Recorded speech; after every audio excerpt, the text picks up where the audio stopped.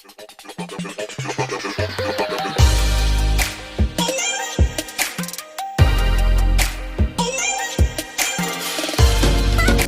everyone, my name is Jobs and welcome back to my channel.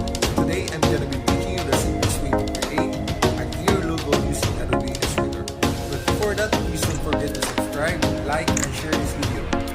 Without further ado, let's get started with our tutorial. So the first thing that we'll have to do is to click on the shape tool and then select the star tool and then click on your artboard. Next is to specify the number of points or teeth for your gear logo.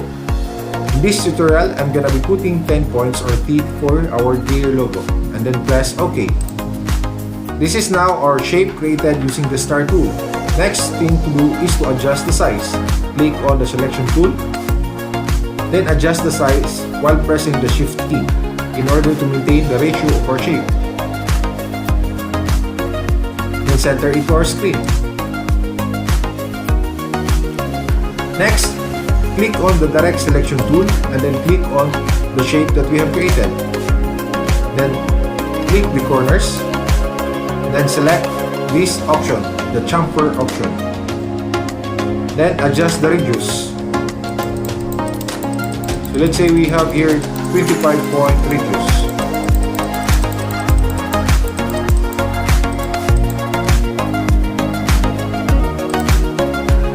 Next is to create a circle at the center of our gear.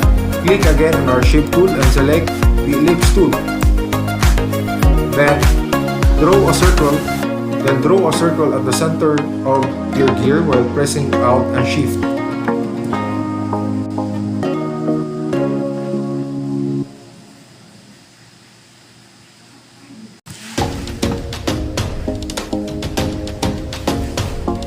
Then select the selection tool and then select all the objects, then go to Pathfinder, then click Pathfinder tab, and then on the shape modes, click this minus front.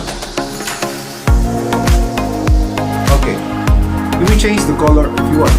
You just have to click here, and then select the color.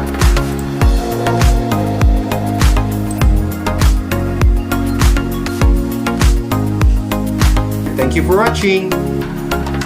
If you want more tutorials, please like and subscribe on this video.